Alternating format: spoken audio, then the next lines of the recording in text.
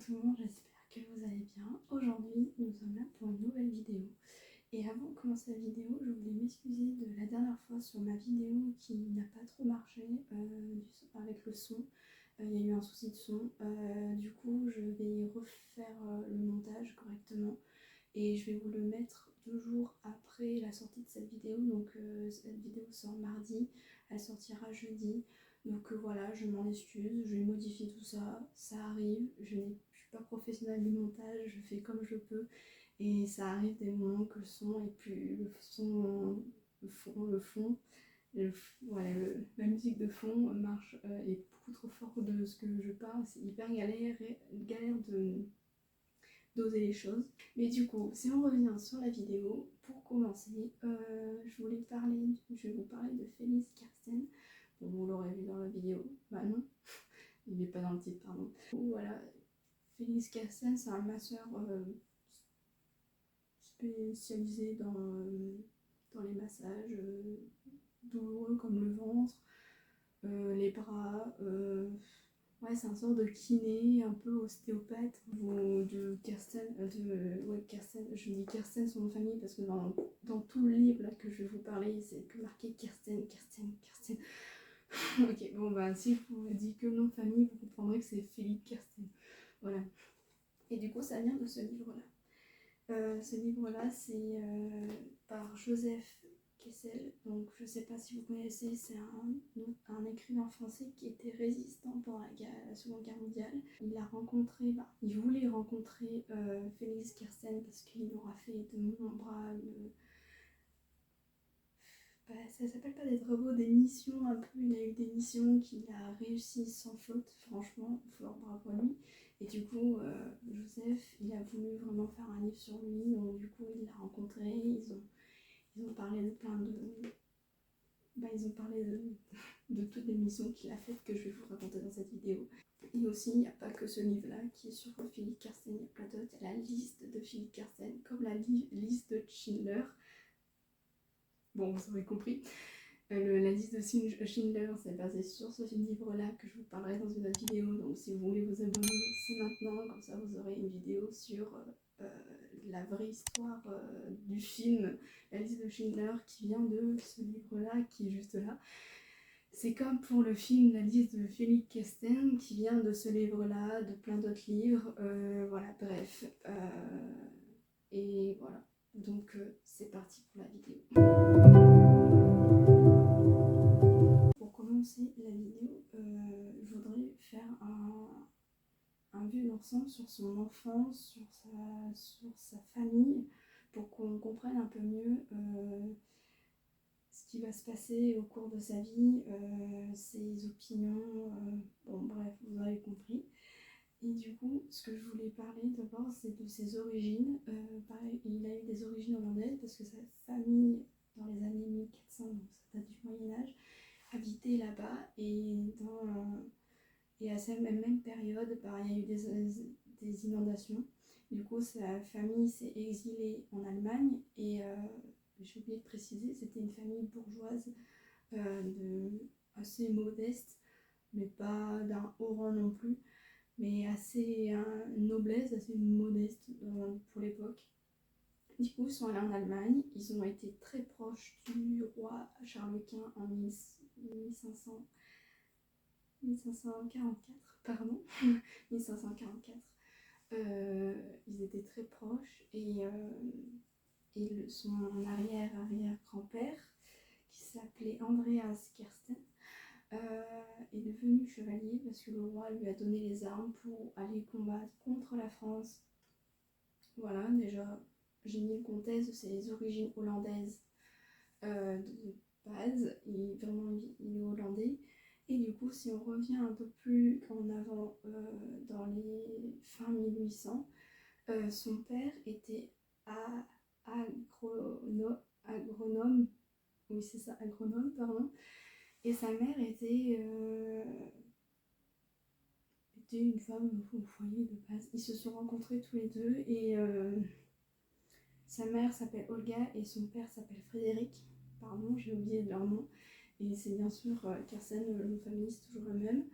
Et du coup, ils vont donner naissance à leur fils Félix Kersten.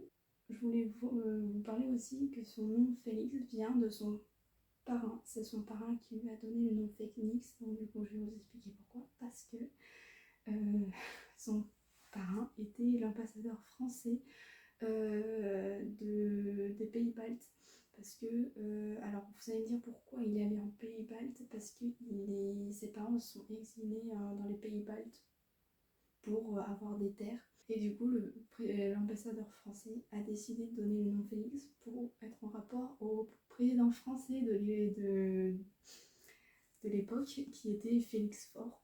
En 1914, son père l'oblige à faire des études d'agronomie pour faire comme lui, du coup. Et du coup, il va aller en Allemagne pour faire ses études. Donc pendant toute la Première Guerre mondiale, il a été en Allemagne. Et du coup, il a eu son diplôme en 1976 et tout. Et là, en 1976, ses études s'arrêtent net, il a son diplôme et tout. Et du coup, l'Allemagne, le gouvernement allemand, décide de le prendre sous leur aile pour devenir soldat allemand. Mais entre-temps, la Finlande le prend, c'est encore plus compliqué, donc la Finlande le prend pour l'amener dans son pays pour faire une formation de militaire, pour devenir soldat et surtout pour être soldat finlandais contre l'armée rouge pour gagner la liberté des pays baltes, comme il est né dans les pays baltes. Et c'est grâce à ce statut de soldat finlandais qu'il va avoir la nationalité finlandaise. Donc ça fait beaucoup, hein. L'origine hollandaise, l'origine nationalité finlandaise, origine balte, ça fait un peu beaucoup là. Et par la suite, du coup, en étant soldat finlandais, il va perdre l'usage de ses jambes, un rhumatisme, pardon.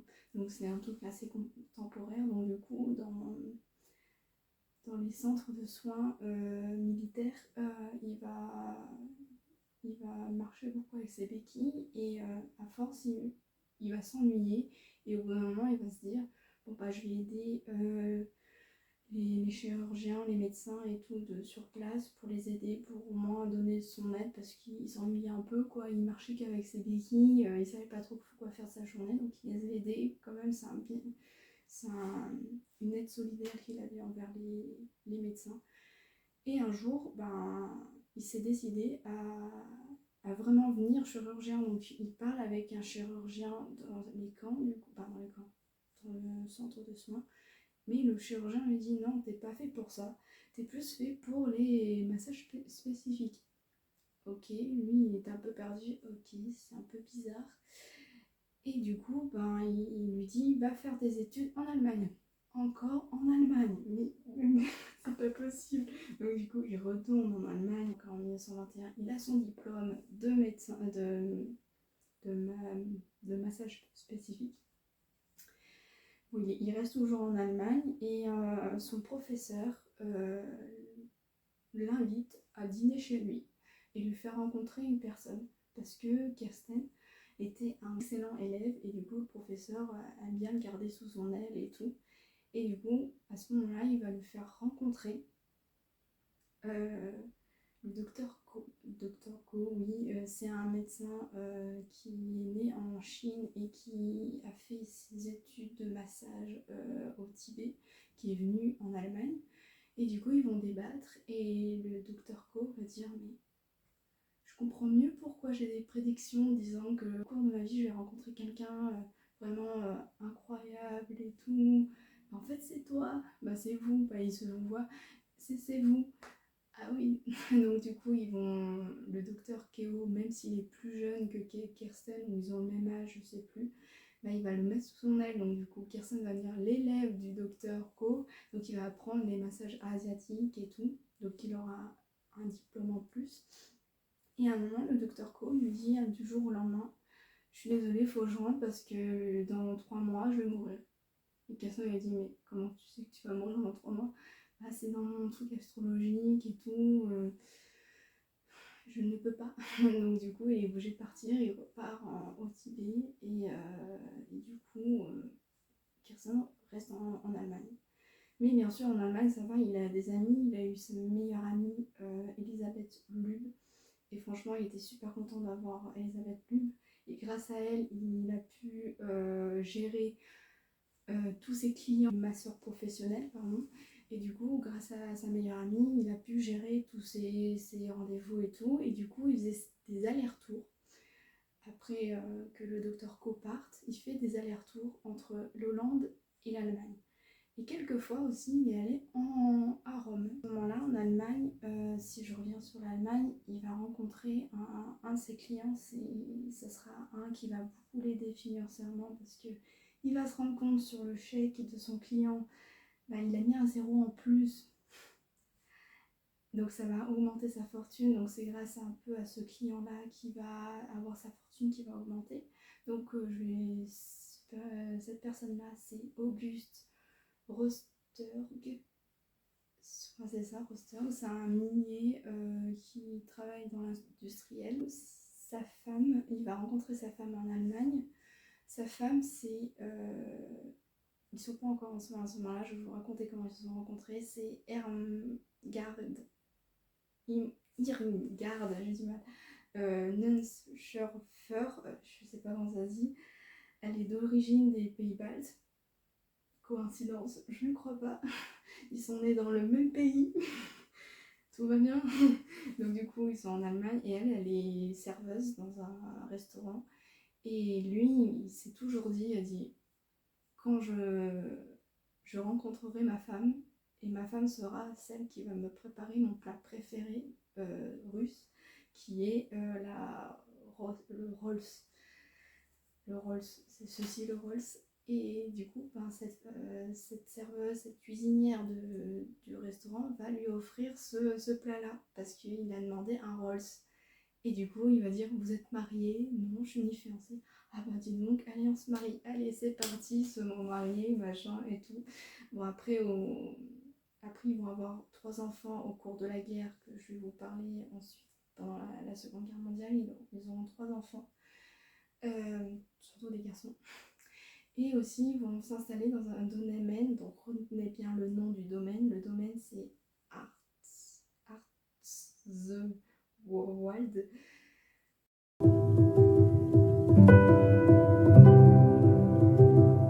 Vous vous souvenez de Auguste Rosterg?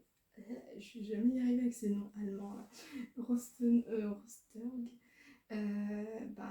C'est pas grâce à lui qu'il va le rencontrer, c'est grâce à un ami de Rosterg, aussi un Auguste, Auguste Dien.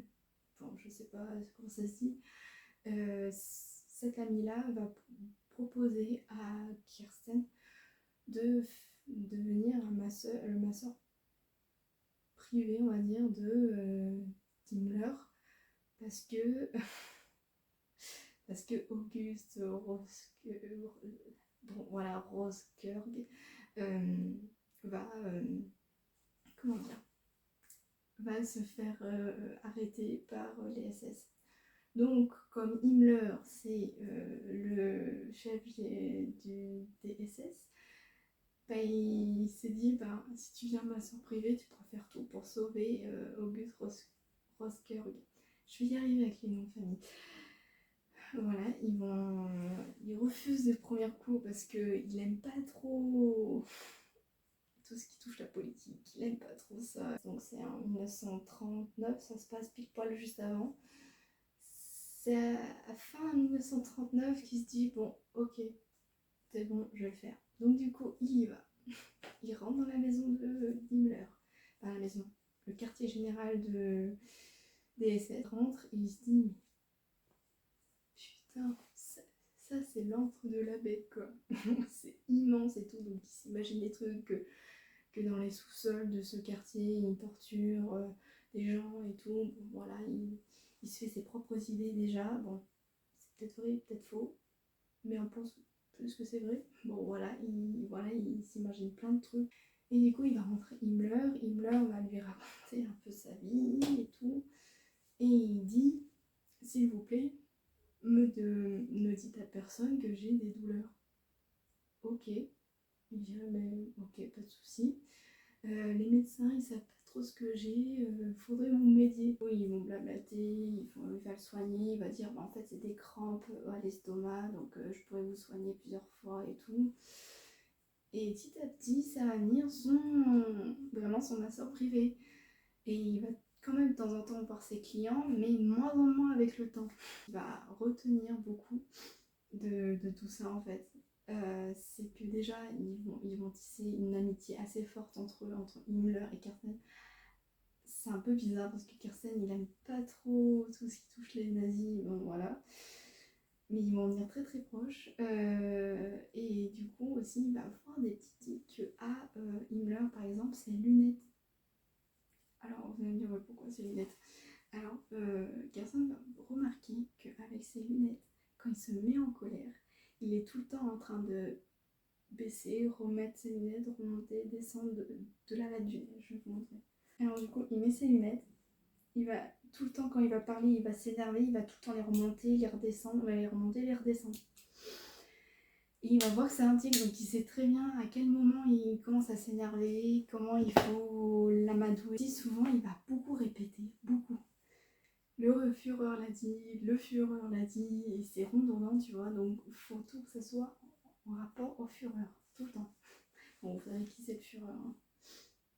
C'est un truc par rapport au Führer, et c'est lui qui va créer, Himmler faut qu'ils écrivent la propre Bible du Führer pour que, à la fin, que toute l'Europe vienne allemande et que tout le monde ait la Bible du Führer, parce que le Führer, c'est le dieu, le dieu de l'Allemagne, bon voilà, du Reich et tout.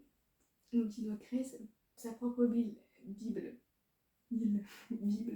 Et du coup, Kersten, il va se dire, mais ok, il est un peu perdu de tout ça, et aussi il va apprendre plein d'autres trucs sur le Reich.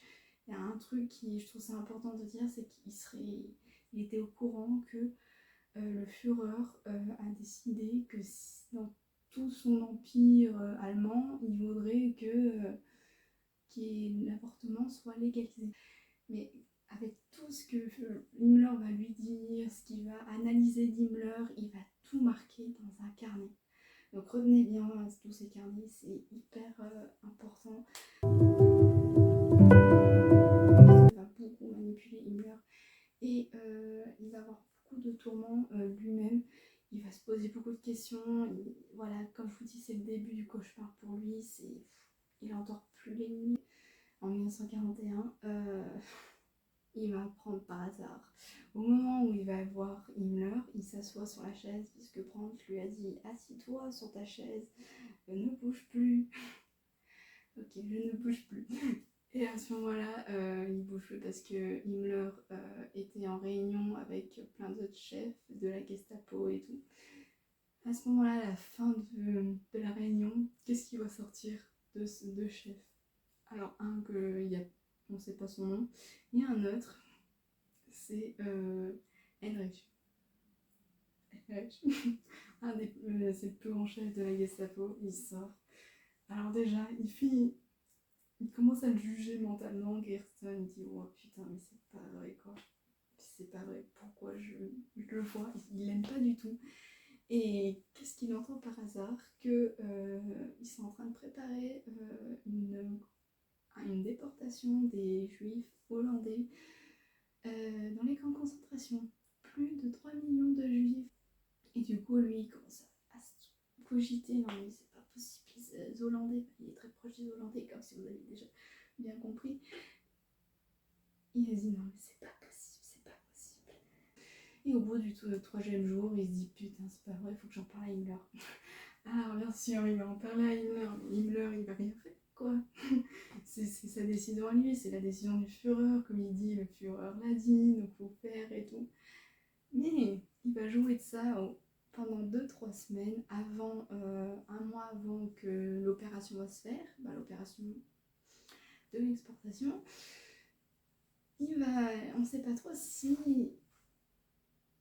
ce qui se passe là, parce qu'il va faire les massages et tout, comme tout le temps, mais pendant 3 semaines, ça ne marche plus. Les massages ne marchent plus. Donc on ne sait pas trop si c'est intentionnel de Kirsten où c'est... Et à un moment, il va se dire plusieurs fois, pendant plusieurs jours, à Himmler, oui, vous êtes trop malade, vous pouvez pas faire ça. Vous pouvez pas faire cette mission parce que c'est trop lourd pour vous, vous êtes encore plus malade, vous voyez, vous vous sentez encore plus mal, parce que les massages ne marchent plus, donc il en rajoute. Et au bout d'un moment, Himmler cogite, il commence à comprendre les choses, entre guillemets, hein. Et là, il se dit, bon, bah, je vais parler au Führer, du coup, il va en parler, et le Führer a compris. Donc, du coup, ils ont décalé l'opération. Il en peut plus, il endort plus les nuits, il en cogite, il dit, mais c'est plus possible, il en a marre de voir tout ce qu'il y a, tout ce qui se passe, il en peut plus. Il est là, il dit, mais putain, je peux rien faire. Il y a la Finlande là, qui est envahie par l'Allemagne. La France, il tient à la France parce que son parent était un Français, il était perdu, il disait mais c'est plus possible, l'Hollande là qui se fait encore envahie par l'Allemagne, qui veulent exécuter tout le monde, bon, il en pouvait plus, mais je fais quoi? Et du coup il va faire un voyage, si on revient un peu plus tard, avec Himmler, ils vont faire un voyage en Hollande, ça faisait des années qu'il n'est pas allé en Hollande, donc un an après. Et là, il s'est dit, bon, je sais pas trop ce que je vais faire parce que Himmler l'invite à une soirée chez un autre, un représentant de l'Allemagne qui est dans une maison de un de ses anciens amis à Kirsten. Donc il a pas trop envie d'y aller parce que c'est un nazi qui a pris place de son ami dans la demeure de son ami. Il s'est dit, non, je n'irai pas, il refuse. Et il préfère aller voir du coup son ami Turco. Bon, je sais plus comment ça se dit, bon bref. Voilà, c'est lui. Et du coup, ils vont discuter la nuit et il y a quand même des sous-entendus quand il parle. On voit bien que son ami lui dit il y a un truc qui va se passer cette nuit. C'est pas dit explicitement, mais il le comprend, Kirsten, il dit oh putain, c'est pas vrai. Je peux plus. Non, mais c'est pas possible. Et du coup, il se dit ah non, mais c'est pas possible. Et du coup, il comprend que certains de ses amis vont se faire arrêter, quoi. Et tuer après, quoi. Donc du coup, il finit sa petite visite avec son ami, il rentre à l'hôtel, il réfléchit pas, il dit je vais pas me coucher, je vais aller directement voir Himmler et j'en ai marre. Du coup, il va le voir et tout, et Himmler dit ah mais vous êtes là, je voulais vous appeler parce que j'ai très mal au ventre, hein. Vous êtes vraiment, vous savez quand j'ai mal, hein, et tout, il y a un mot spécifique, je sais plus quel mot c'est. Et du coup, il dit ah oui, bah je suis connectée à vous, je sais que vous êtes pas bien.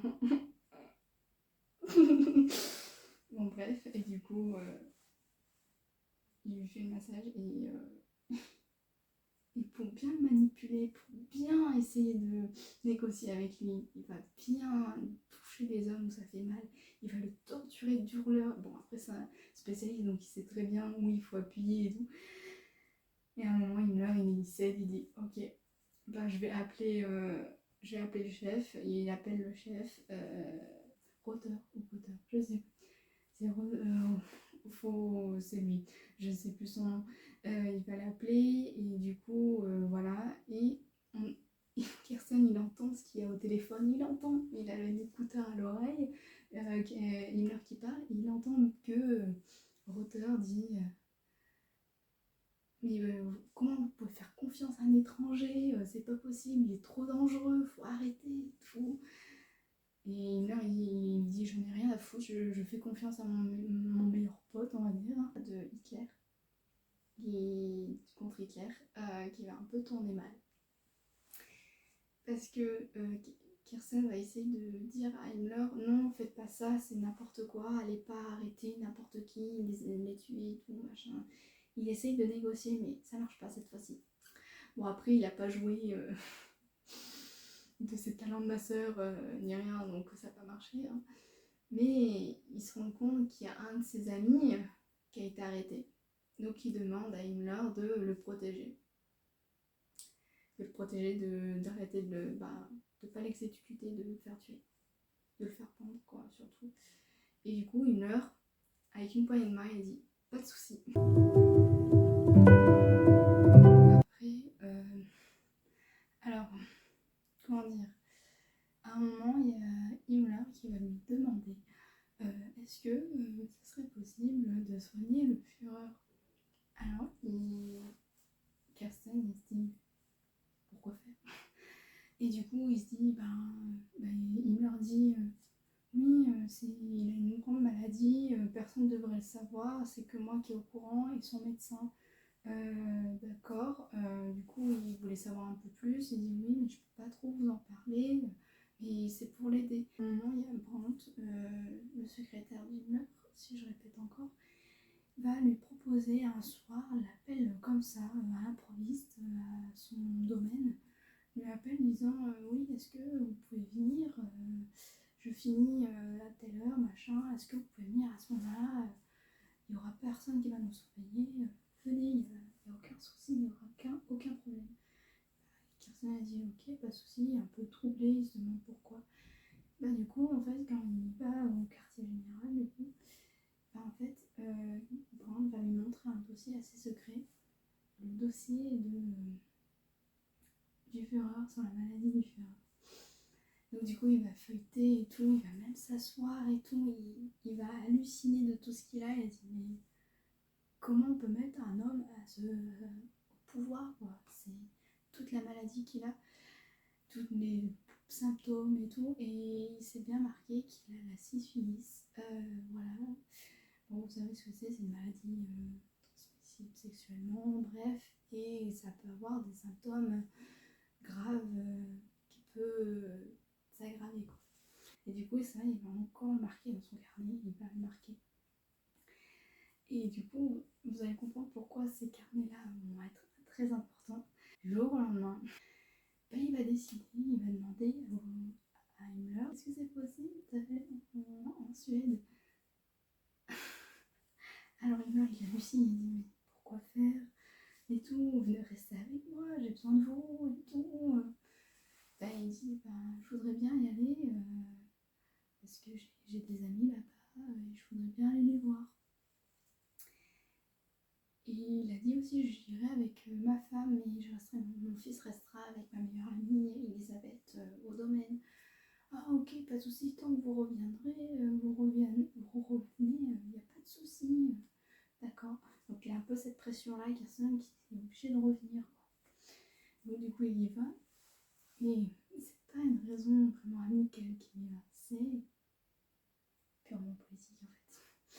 Même s'il n'aime pas trop ça, il va rencontrer sur place le ministre des Affaires étrangères suédoise qui est Christian Gunther de Suède, et du coup ils vont discuter de cette affaire-là, il va lui montrer les carnets, les dossiers, en fait il est venu juste là pour montrer ses carnets et montrer tous les dossiers qu'il a sur Himmler, sur le Führer,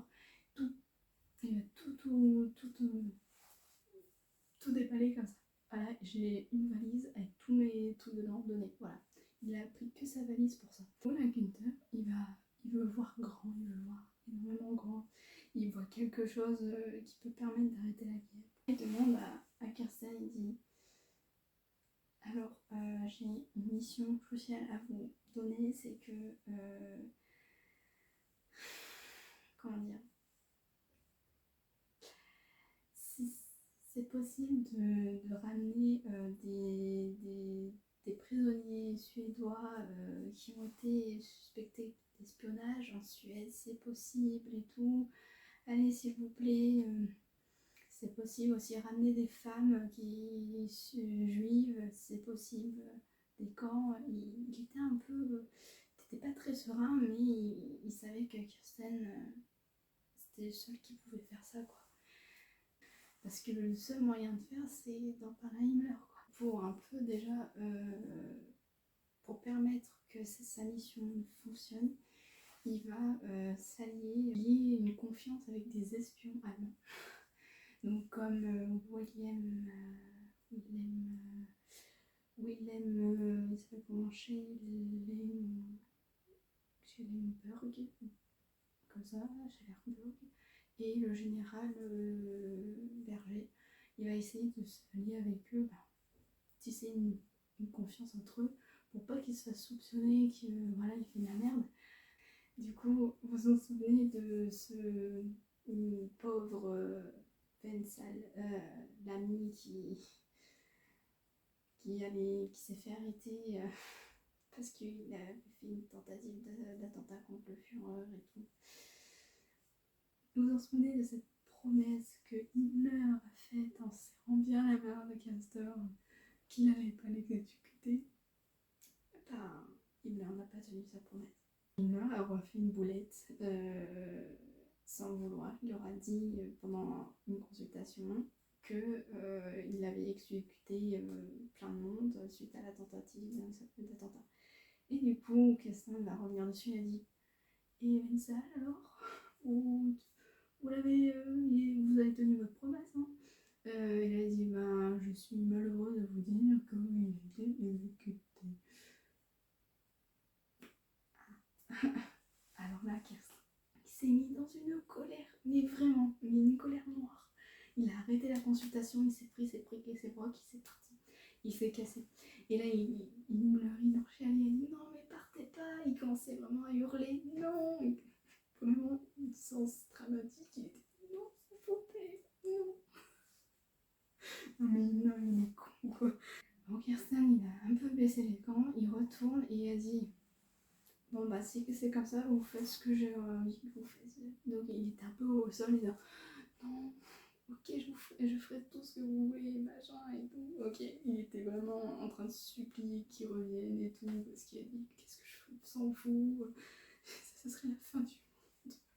Il a repris son massage assez douloureux et vraiment il cherchait les zones pour essayer de bien négocier tout ce qu'il voulait avoir. Il va reprendre de ce qu'a dit le ministre des Affaires étrangères de Suède. Il a dit: je voudrais que pendant le massage, bien en appuyant bien dans les zones qu'il fallait, je voudrais que les 3000 femmes de Ravensbrück qui soient françaises, hollandaises, belges, polonaises, je veux toutes qu'elles soient parties en Suède. Qu'on les amène en Suède pour que la Croix-Rouge de Suède s'en occupe. Donc, il accepte. Ça va. Le premier point, accepté. Il y en a encore. Le deuxième qui demande, c'est que les espions, du coup, que avait demandé le ministre de Suède de les faire libérer. Alors, il chipote, il dit: oui, mais c'est des traîtres, machin, ils ont... bref, il commence à trouver des magouilles, et après, Kinsler, il appuie sur bien zone, et il dit: ok, c'est bon, ok, c'est bon, je le ferai. Et après, la dernière chose qu'il va demander, il va se rappeler de ce qu'un client lui a proposé, mais c'était pas vraiment un client, c'était juste un homme qui est venu comme ça, sans consultation, lui dire qu'en en Suisse, il y avait la Croix-Rouge qui attendait à tout moment, il pouvait aider des prisonniers de concentration, n'importe quoi. Donc du coup, il demande entre 2000 et 3000 juifs qui soient expatriés, en Suisse. Alors, le jour J où tout est en train de s'organiser, Himmler a réussi à tout organiser correctement. Là, il y a un premier train qui est prêt. Bon, après, les personnes qui sont dedans, vous en doutez que c'est dans des conditions déplorables et tout. Je sais pas pourquoi, bon, bref. C'est les mêmes trains, les mêmes conditions, bref. Et juste avant le départ du train, Himmler, il signe les papiers et tout, il commence à faire tout. Et là, il voit le chiffre de personnes il y a 2700 juifs. Alors, il a eu une petite lumière, il a dit: c'est pas le chiffre, c'est le chiffre que m'avait demandé Kirsten entre 2000 et 3000 juifs en Suisse. Donc il a dit: au lieu de les embarquer en Suède, vous allez les embarquer en Suisse. À Noël, en décembre 1944, Kirsten leur a demandé de refaire un voyage en Suède pour la 3e fois, parce qu'il y en a eu plein d'autres aussi avant. Pour Noël, pour fêter ça avec sa famille, parce qu'il avait, la 2e fois qu'il allait en Suède, il a laissé sa femme et ses enfants là-bas. il ne leur avait rien dit. Il a dit tant que c'est vous qui restez, je m'en fous de votre famille, ok. Ok, bon voilà. Et du coup, il lui demande, il leur accepte. Et là, au moment de son départ, Kirsten reçoit une lettre de Himmler. Et dans cette lettre, il dit voici mon présent pour Noël. Alors, pendant votre voyage, vous aurez trois espions, des gens qui ont été suspectés d'espionnage en Allemagne, qui sont suédois. Donc, du coup, il a ramené trois Suédois en Suède, comme il a été promis. Alors, vous allez me dire, mais c'est quoi le contrat de l'humanité au nom de l'humanité? En fait, c'est un contrat qu'a signé Himmler et Kirsten ensemble. Ce contrat aussi, c'est plus dû à un truc que Kirsten a découvert. Pas découvert, c'est Himmler qui lui a dit. Himmler a dit, ouais, le Führer, comme là, le Führer, il est en train de perdre la boule. Il n'arrête pas de dire, crève. Tous nos ennemis crèvent aussi, donc il veut exterminer tous les camps de concentration, tous les exploser. Bon, ça vous devez être déjà au courant. Kirsten était au courant de ça, ça l'a subjugué, donc du coup il a fait tout pour ouvrir les yeux à Himmler pour dire mais non mais c'est n'importe quoi, faut arrêter. Et même il lui disait que Himmler serait meilleur que le Führer. Bon, il essayait de flatter Himmler parce que tous les chefs de la SS, de la Gestapo, ils aiment bien qu'on les donne beaucoup de compliments. Ils ont vraiment fait un contrat, donc ce contrat il date du 12 mars 1945. Il y a un truc, oui, directement quand vous tapez sur internet contrat au nom de l'humanité, moi j'étais choquée, j'ai juste marqué le nom contrat au nom de l'humanité, ça nous sort ça. Directement ça te donne la date que Kirsten et machin aussi. Il y a eu 4 trucs qui ont été marqués sur ce contrat. Le premier, c'est que chaque camp ne vont pas être exposés. Et le deuxième, c'est que les Allemands mettent directement le drapeau blanc si les Alliés arrivent à Berlin. Le troisième, c'est que plus aucun juif soit traité comme ils sont traités maintenant, mais il faut qu'ils soient plus traités comme les autres prisonniers. Et le quatrième, c'est avoir la possibilité aux Suédois d'envoyer des colis dans les camps de concentration pour les prisonniers, pour un peu leur dire vous inquiétez pas, la Croix-Rouge va arriver. Elle va y aller, c'est grâce à Kirsten, n'oubliez pas, c'est grâce à Kirsten que la Croix-Rouge suédoise a pu savoir quels sont les camps de concentration qu'il y a eu et tout. Kirsten a pu faire tout ça pour avoir la possibilité que la Croix-Rouge de Suède a pu sauver presque tous les camps de concentration, les prisonniers de tous les camps de concentration. Il va retourner en Suède, Kirsten, Himmler va l'autoriser parce que maintenant il est un peu au courant, Himmler, et du coup il y va, et du coup il faut qu'il ramène quelqu'un qui représente les juifs et tout. Alors déjà, ça devait être le président du congrès national de Suède qui devait y aller. Il y en a plein qui ont dit mais vas-y pas, c'est de la merde, en plus c'est Himmler, fais gaffe. Donc il avait trop peur, donc il a dit c'est bon, j'y vais pas. Donc du coup ils ont trouvé une personne qui va être déléguée. Alors c'est un juif, du coup, c'est Massur. Vous devez déjà entendre son nom, c'est Massur. C'est un juif qui va représenter du coup le congrès national de juifs. Du coup, il va y aller tous les deux, lui et Kirsten, ils y vont tous les deux retourner en Allemagne. Et ils vont y retourner avec un peu de difficulté parce que les soviétiques sont déjà vers Berlin, ça commence à être l'horreur. Donc, du coup, ils y vont. C'est un peu la galère, ils ont les bombardés, ils sont en retard et tout. Bon, voilà. Ils arrivent au domaine de Kirsten, donc c'est pour ça que je vous dis que c'est important que le domaine Erzwald, c'est un domaine qui est hyper important dans cette fin de vidéo parce que c'est là où ça va vraiment permettre plein de choses par la suite. Donc n'oubliez pas ce domaine, c'est là où il y a eu tous les échanges, tous les derniers l'accord qu'il y a eu, bon bref, et coup, voilà. Et il fallait qu'ils attendent pendant longtemps. Il fallait qu'ils attendent le lendemain pour que Himmler vienne. Parce que avant, c'était le jour même quand ils sont arrivés, c'était le 20 avril 1945.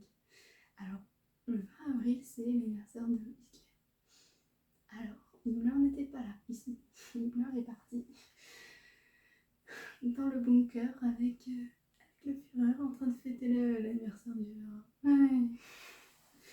Bon, voilà. Et du coup, ils sont en train de faire la fête, entre guillemets, pour fêter l'anniversaire, même si ça doit pas être très chaleureux parce qu'ils voient que la guerre c'est la fin. Même si le Führer il est toujours en tête, ouais, on va gagner, c'est pas perdu, c'est pas perdu. Ouais, bon. Bon, bref. Et du coup, ils vont attendre le lendemain, le 21, du coup, en pleine nuit, le 21 1945, en pleine nuit, ils vont faire l'accord entre Massur et Himmler pour pouvoir aller chercher les prisonniers des camps de concentration, principalement des Juifs. C'est que la Croix-Rouge de Suède voudrait faire, et aussi le ministre des Affaires étrangères de Suède.